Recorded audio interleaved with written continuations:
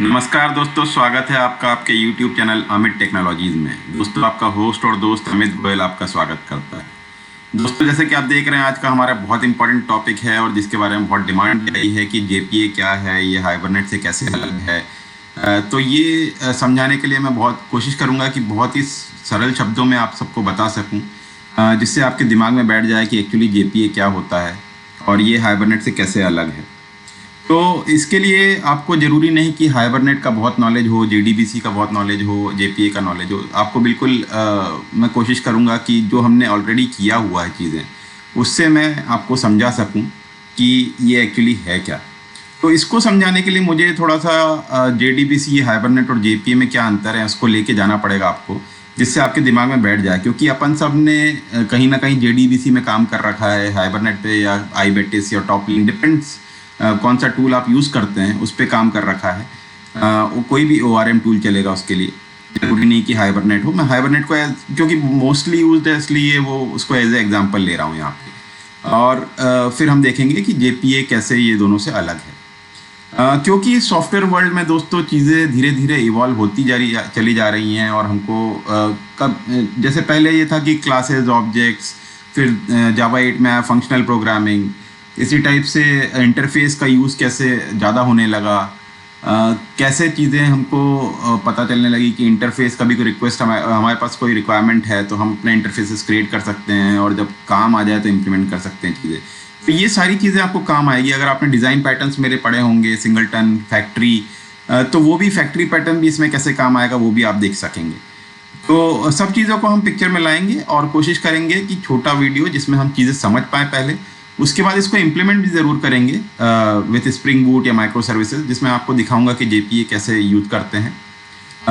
तो आपको और चीज़ें बाकी पूरी तरह से कोडिंग वाइज भी क्लियर हो जाएंगी। बट आज हम देखेंगे कि थ्योरेटिकली कि भाई ये सब में अंतर क्या है। तो आइए डिफरेंस देखते हैं। पहले जेडीबीसी देखते हैं कि जेडीबीसी में क्या था, क्यों हमने जेडीबीसी से ORM में शिफ्ट किया। ORM is object relationship mapping. ऐसे टूल्स क्यों यूज़ किए जिनके कारण हमको और सुविधा बढ़ी। तो आइए वो देखते हैं पहले। तो पहला जो स्लाइड रहेगा उसमें मैं आपको जेडीबीसी के बारे में थोड़ा सा बता देता हूँ कि जेडीबीसी क्या करता था। जेडीबीसी एक स्पेसिफिक डेटाबेस से डील करता था। जैसे आप क्या करते थे, पहले आपने एक जावा एप्लीकेशन है, उसमें आप क्या ड्राइवर मैनेजर यूज़ करते थे, फिर उससे कनेक्शन करते थे। और कनेक्शन किससे करते थे? एक डेटाबेस से, भले ही वो MySQL हो, भले ही वो DB2 हो, भले ही वो Oracle हो, भले ही वो H2 हो, वो उससे कनेक्ट करते थे। जिससे और उसके बाद उस पर आपको कोई डेटा रिट्रीव करना है, फेच करना है, उसके लिए आपको बहुत सारा कोड लिखते थे। और आपके पास कैशिंग भी मेंटेन करने का कोई तरीका नहीं था। तो ये सारी ड्रॉबैक्स थे जेडीबीसी के, जिसके कारण हम शिफ्ट हुए ORM पे। तो लेकिन आप ये छोटा सा एक डायग्राम मैंने बनाया आप सबके लिए, जेडीबीसी कैसे यूज़ होता था। जावा एप्लीकेशन थी, जेडीबीसी ड्राइवर से कनेक्ट करता था, ड्राइवर का डेटाबेस को कनेक्ट करके रिजल्ट सेट देता था। फिर आप उस पर जो भी आपके प्रिपेयर्ड स्टेटमेंट्स लिखना है, वो सब यूज़ करके काम करते थे। भले ही फिर स्टोर प्रोसीजर भी उसमें यूज़ करें, बट ये एक तरीका हो गया था कि आप एक डेटाबेस स्पेसिफिक से कनेक्ट कर पा रहे हैं। तो उसके बाद क्या हुआ दोस्तों, हमारे पास आया ऑब्जेक्ट रिलेशनशिप मैपिंग, ORM के बहुत सारे टूल्स हैं मार्केट में, जैसे हाइबरनेट है, आपका टॉपलिंक है, आईबेटिस है। तो ये सारे टूल्स आप यूज़ कर सकते हैं आपकी सुविधा के अकॉर्डिंग, आपको जो लगे कि भाई आपको ये बेस्ट रहेगा, क्योंकि सबका इम्प्लीमेंटेशन अलग अलग है इन टूल्स का।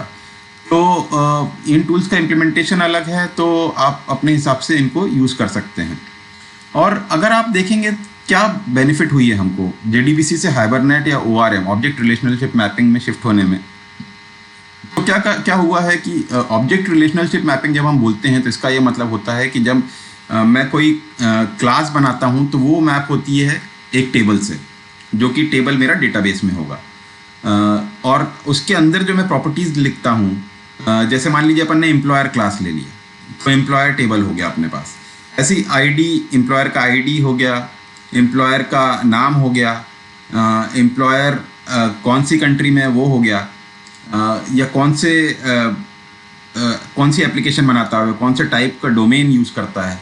कोई हो सकता है कि इसमें हो, अपना ऑटोमोबाइल्स में हो, कोई बैंकिंग में हो। तो ये सारे जो हो गए ये एम्प्लॉयर के प्रॉपर्टीज हो गए। तो ये हम क्या रखेंगे, एम्प्लॉयर हमारा एक टेबल बन जाएगा सेम जैसे ORM में हम एक जावा क्लास बना लेंगे एम्प्लॉयर, और उसके अंदर प्रॉपर्टीज डाल देंगे आईडी, नेम, कंट्री। इसी टाइप से जो कॉलम रहेंगे टेबल के वो रहेंगे आईडी, नेम, कंट्री।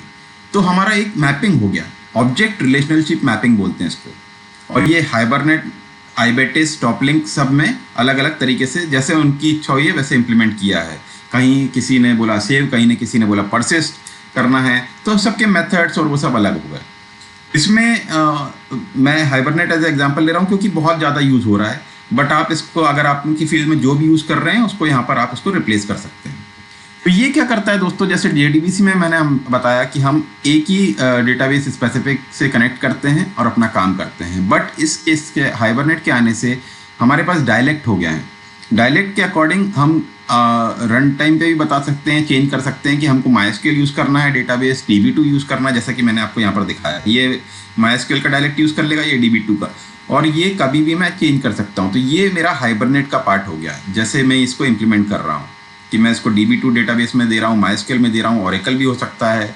आपको जो टाइप का डेटाबेस चाहिए आप ले सकते हो, H2 है या जो भी इन मेमोरी रेडिस हो गया, जैसा आपको डेटाबेस का डायलेक्ट है उसको बस डाल दीजिए। आपकी हाइबरनेट की XML फाइल्स होती हैं उसमें, और आप उसके हिसाब से उसको कनेक्ट कर सकते हैं। फिर इसमें क्या है कि इसमें हमने कैशिंग भी इंट्रोड्यूस किया है, जिसमें फर्स्ट लेवल और सेकंड लेवल दो टाइप के कैशिंग होते हैं, और हमको स्पेसिफिकली डिफाइन नहीं करना पड़ता कुछ भी कि भाई, लेकिन हमारा अगर डेटाबेस भी चेंज होता है तो हम उसको कर सकते हैं।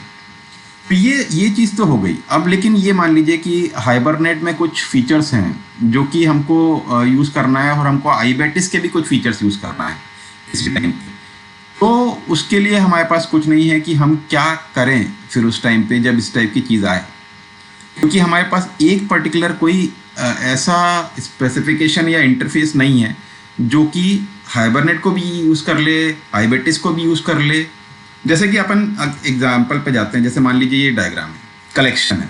अभी क्या कलेक्शन में अगर मेरे को सेट इंप्लीमेंट करना है, मान लीजिए मुझे अगर सेट इंप्लीमेंट करना है तो मैं उसको 3 तरीके से या 4 तरीके से, जैसे सॉर्टेड सेट है, मैं चाहूँगा कि सेट को इंप्लीमेंट करूँ तो मैं सॉर्टेड सेट से कर लूँ या हैश सेट से कर लूँ, ठीक है। अगर मुझे उसमें भी कुछ चाहिए तो मैं नेविगेबल सेट यूज़ कर लूँ। ऐसे मुझे लिस्ट अगर यूज़ करना है तो मैं एरे लिस्ट यूज़ कर सकता हूँ, लिंक लिस्ट से उसको इंप्लीमेंट कर सकता हूँ, वेक्टर, क्योंकि लिस्ट इज इंटरफेस। लिस्ट को हम लिस्ट में कुछ चेंज नहीं कर सकते हैं, लेकिन लिस्ट को इंप्लीमेंट करने के तरीके क्या है, array list, link list, vector.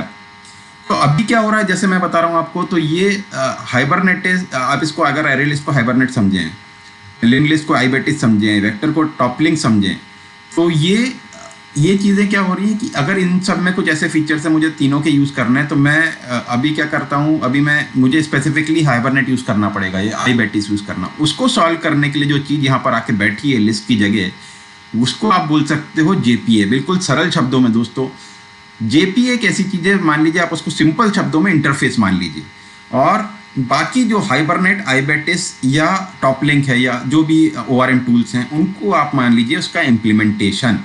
तो ये हो गया आपका JPA, जो कि एक स्पेसिफिकेशन प्रोवाइड कर देता है, जो कि आपको एक पर्टिकुलर मेथड्स दे देता है। उसके ऊपर अगर आप चाहें तो उसको इम्प्लीमेंट करना, जैसे इम्प्लीमेंट करना आपके ऊपर है। तो इस टाइप से अगर आप उसको समझेंगे तो आपको बहुत अच्छे से क्लियर हो जाएगा कि हम किस टाइप से इसको यूज़ कर रहे हैं दोस्तों। तो आइए मैं दिखाता हूँ अब JPA क्या है, क्योंकि हाइबरनेट को अगर मैं डायरेक्टली, मुझे चाहिए कि मैं हाइबरनेट, आईबेटिस या टॉपलिंक यूज़ कर सकूं, तो मुझे बीच में ऐसी कोई लेयर चाहिए जिससे मैं ये तीनों को इम्प्लीमेंट करवा सकूं, अपने हिसाब से इनको यूज़ करूं और इनको इम्प्लीमेंट करूं। तो उसी कारण के लिए आया है JPA, जावा परसिस्टेंस API।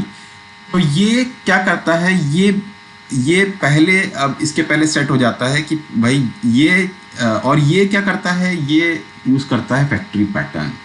अगर आपको वो मैं बाद में बताता हूँ, पहले हम जाते हैं JPA की स्लाइड पे। होप आपको ये हाइबरनेट और JDBC का अंतर समझ में आया होगा, जिसमें JDBC एक स्पेसिफिक डेटाबेस से कनेक्ट कर रही है और बहुत सारे ड्रॉबैक्स हैं, जिसमें हम पहले ड्राइवर मैनेजर यूज़ करते हैं, कैशिंग नहीं कर सकते हैं, ऐसे बहुत सारी और भी हैं, लेकिन मैं उसकी डिटेल में नहीं जा रहा हूँ अभी के लिए। मैं आपको समझाना चाहता हूँ अच्छे से कि JDBC, हाइबरनेट और नेक्स्ट जो हमारा है JPA में, उसमें क्या अंतर है। ये डायग्राम्स अच्छे से देखिए दोस्तों। इसमें एप्लीकेशन है, ड्राइवर है और एक स्पेसिफिक डेटाबेस से कनेक्ट हो रहा है।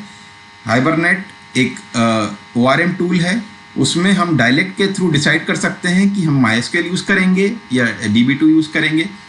लेकिन उसके ऊपर भी एक चीज़ है जो कि है JPA स्पेसिफिकेशन।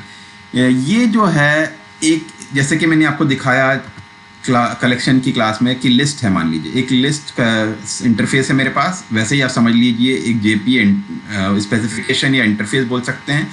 और उसके अंदर आप एरे लिस्ट से इम्प्लीमेंट कर रहे हैं, लिंक लिस्ट से इम्प्लीमेंट कर रहे हैं, वेक्टर से इम्प्लीमेंट कर रहे हैं। इसी टाइप से आप भले ही हाइबरनेट से इम्प्लीमेंट करें, eclipse link, data nucleus, IBATIS, top link से इम्प्लीमेंट करें ORM को, वो आपके ऊपर है। तो JPA का डायग्राम इस टाइप से है, आपकी एप्लीकेशन JPA से कनेक्ट करती है। तो JPA में ऐसी क्या खास बात है जो ये सारी चीज़ें उसको वो हैंडल कर पाता है? तो दोस्तों JPA ने क्या किया है, एंटिटी मैनेजर फैक्ट्री का यूज़ किया है, जो कि एक फैक्ट्री पैटर्न है। अगर आपने फैक्ट्री पैटर्न का कोड देखा है मेरा, तो वो क्या करता है, वो यहाँ डिसाइड, वो हम एक स्ट्रिंग पास कर देते हैं और उसके बाद ऑब्जेक्ट क्रिएट करते हैं अकॉर्डिंग टू आर नीड। जैसे मान लीजिए अगर मैंने, आप सिंपल ले लीजिए कि ये XML फाइल है persistent.xml और ये चाहती है हाइबरनेट का ऑब्जेक्ट क्रिएट करना, तो ये कर सकती है। इसी टाइप से ये ऑर्डर्ड है। इसको मैं चेंज करके अगर मान लीजिए कि मैं IBATIS लिख देता हूँ और फिर मैं IBATIS का ऑब्जेक्ट यूज़ करना चाहता हूँ तो मैं कर सकता हूँ। तो सिमिलरली एंटिटी फैक्ट्री का यूज़ करता है JPA। आप मान लीजिए अगर गूगल पे चलते हैं अपन और कोई सा भी कोड, मैं सिर्फ ये टाइप करता हूँ JPA परसिस्टेंस API कैसे यूज़ होती है, तो उसमें सबसे इम्पॉर्टेंट चीज़ जो आप देखोगे वो है एंटिटी। तो हम लिखते हैं मान लीजिए इस पर JPA एंटिटी मैनेजर फैक्ट्री।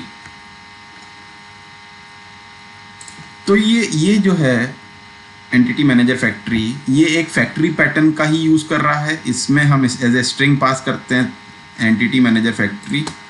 ये क्या कर रहा है, एंटिटी मैनेजर फैक्ट्री एक फैक्ट्री क्रिएट करता है, क्रिएट एंटिटी मैनेजर फैक्ट्री, और उसमें फिर आप अपने हिसाब से अपना जो XML का पाथ है या जो भी XML परसिस्टेंस का आपका पैटर्न है, भले ही वो हाइबरनेट हो, IBATIS का हो, उसको आप कॉल कर सकते हैं और उसके अकॉर्डिंग आपके डेटा को आप सेव कर सकते हैं। आपको एंटिटी मैनेजर फैक्ट्री आप एक बार बना लेंगे इस टाइप से, जो भी ये स्ट्रिंग पास कर सकते हैं, तो फिर आप उसको एंटिटी मैनेजर में पास कर सकते हैं इस टाइप से। आप यहाँ पर सिंपली बोलेंगे क्रिएट एंटिटी मैनेजर। EMF का जो ऑब्जेक्ट बनाया आपने, EMF बना आपने फैक्ट्री से, उससे आपने एंटिटी मैनेजर बना लिया और उसके बाद आपका जो काम है आपने उसमें कर लिया। जैसे ये आपने ट्रांजैक्शन बिगिन एंड जो भी करना है, आपको सिंपली ये ध्यान रखना है इस चीज़ का। और एक दूसरी चीज़ और होती है कि भाई आपकी क्लास कैसे डिफाइन होगी वो आपको बताना है। तो वो क्लास डिफाइन करने का तरीका जो है वो मान लीजिए आप कोई क्लास यूज़ कर रहे हैं आपके इसमें, जिसको आपको बताना है कि भाई ये क्लास क्या है, तो उस क्लास को डिफाइन करने के लिए होता है एनोटेशन @entity। अगर आप मान लीजिए एंटिटी क्लास कैसी होती है देखते हैं, जैसे एम्प्लॉयर मैंने बोला, तो एंटिटी क्लास में क्या होता है, एंटिटी क्लासेस, तो इसमें क्या होता है, अगर मान लीजिए माई एंटिटी बना रहे हैं, मतलब आप इसको समझ लीजिए एम्प्लॉयर क्लास, जो कि आपके डेटाबेस में एक टेबल है एम्प्लॉयर।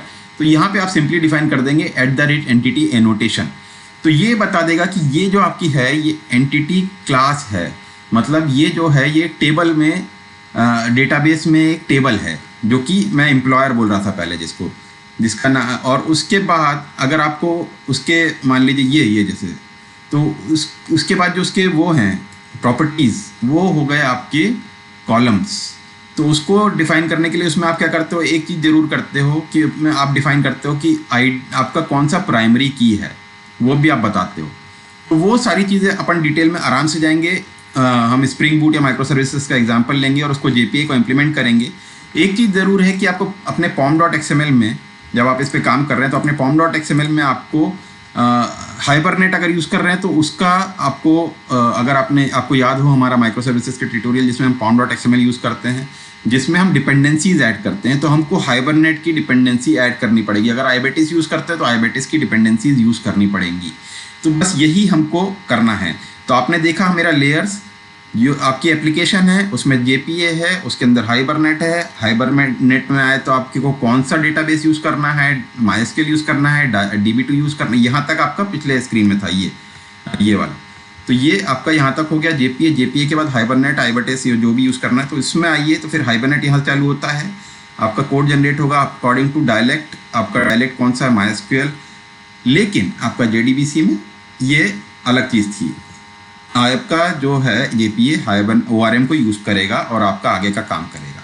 तो ये है दोस्तों डिफरेंसेस। होप आपको क्लियर होगा। अगर आपको थोड़ा सा भी फास्ट लग रहा है तो प्लीज़ जाके देखिए, समझिए कैसे मैंने कलेक्शन यूज़ करके आपको सिंपल वे में बताया है कि जेपीए और हाइबरनेट में क्या अंतर है। और जिन्होंने भी मेरे को इस वीडियो के लिए बोला था, अगर आपको कुछ भी किसी भी छोटी सी भी तकलीफ है तो आप मेरे को कमेंट बॉक्स में कमेंट डालिए, लिंक्डइन पे भले ही चाहिए तो कनेक्ट करिए, व्हाट्सएप पे कनेक्ट करिए, आपको आंसर ज़रूर मिलेंगे। तो आज के लिए इतना ही। हम देखेंगे अगली बार हाइबरनेट या जेपीए को कैसे इम्प्लीमेंट करते हैं थ्रू माइक्रो सर्विसेज या स्प्रिंग बूट। मैं आपको और डिटेल वीडियो बनाऊंगा और बताऊंगा वो पूरा फ्लो। तो होपफुली आपको समझ में आया होगा। कीप लर्निंग, कीप ग्रोइंग दोस्तों। थैंक यू दोस्तों।